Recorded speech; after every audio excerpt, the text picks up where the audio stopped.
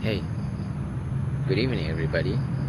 This is Akasha with Yoga, and tonight's a bit special because I'm out of town for the weekend, and I will be back tomorrow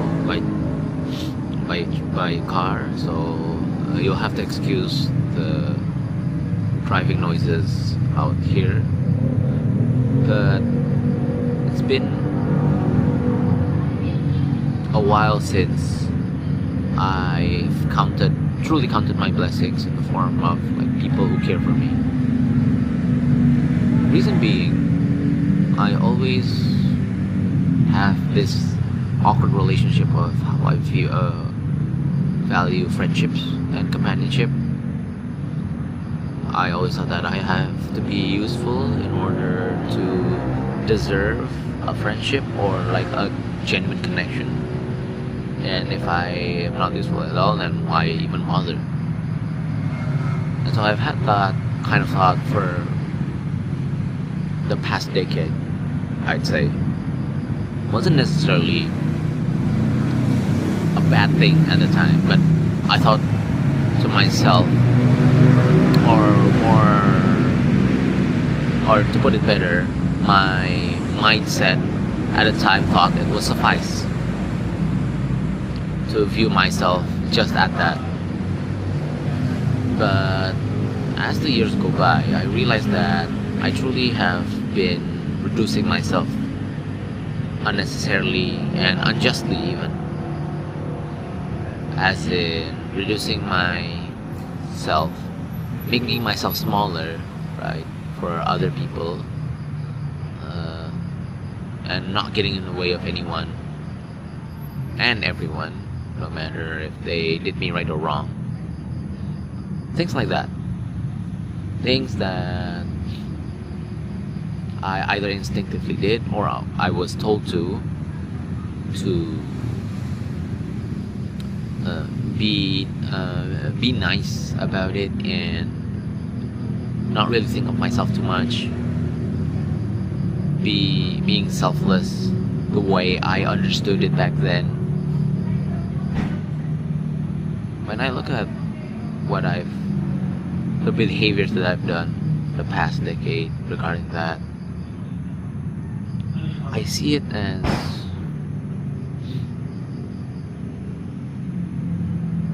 something that I should have realized way sooner, and something that would have benefited me if I knew better to actually stand up for myself and prioritize myself before tending onto others. I guess it's not the time for me to realize all those years, but it's funny how it compounds all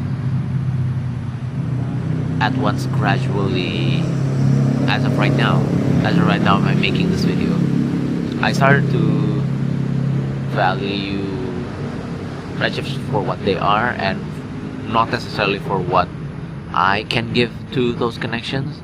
And in turn, I can genuinely see which people are worth keeping as friends and companions and which people should not be at that seat, because a table has limited seats. No matter how you stretch the table, you'll always have finite amount of seats, and if your table is big enough, then you'll fit that many seats. If your table is small enough, you only get to have only that many seats. So again, I didn't have a good grasp of that concept years ago, and I just cater to everyone I possibly can. And overall it cost me a net positive, it took a net negative in how I view myself in return. Because those kind of experiences should be a net positive for both sides. and I'm not taking it either, which is kind of funny. Kind of funny now if I think about it. I used to check that everyone has their plate filled than me, which probably still applies today, but I do it more times than I could admit to. Perhaps I've been doing it like that out of like obligation, or like, as a form of gratitude. The more I think of it, the more it reflects the lack of my self-esteem and self-confidence in those days. You didn't learn about the value of those friendships in the real sense if you haven't learned the value of loving yourself and putting yourself first, putting your own well-being first before serving others. So I can truly say that I've been blessed with the wisdom to realize that serving others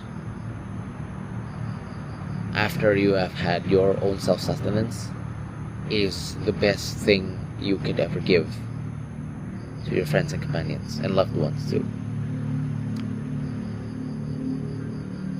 When you haven't reached that point until you've learned all the things that you need to learn in life in order to come up with that conclusion, the act of service to others seems like an obligation or something that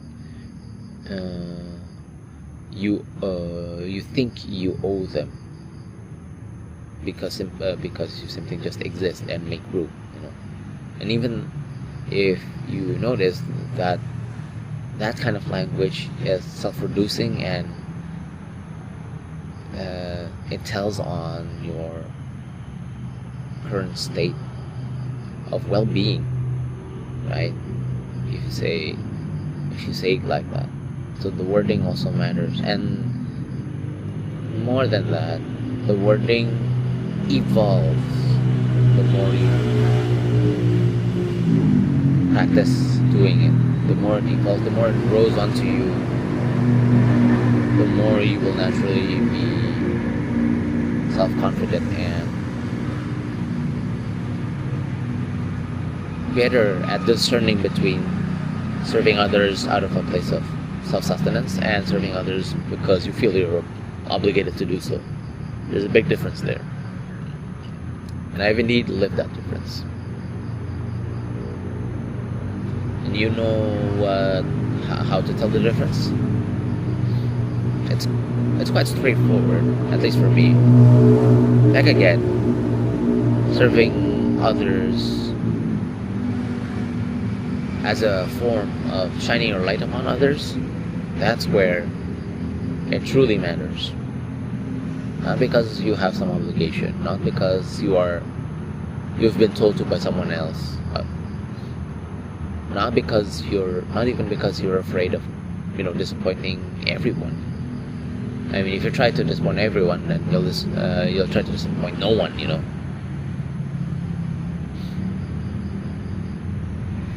So I really think that all those years gave me a better clarity of how I'm supposed to navigate life. There's a more healthy, self-sustaining form of serving others. It took me a few years until I discovered there were alternatives of serving others. There were alternatives of the purpose of serving others. This one I learned is one of them. I intend to keep it.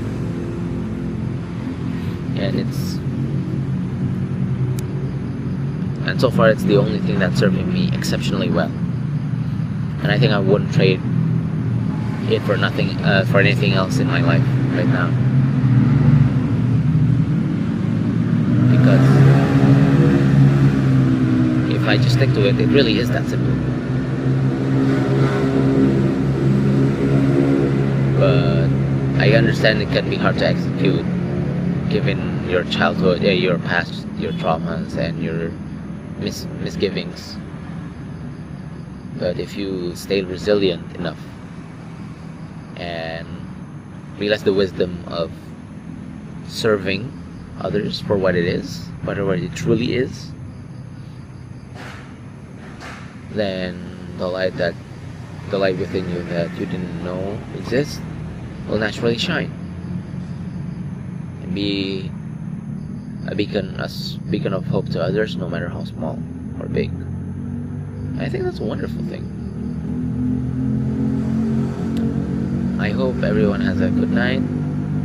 I hope that everyone can shine the light that they have to others for a brighter and a better future for all of humanity. That's it from me. Cheers.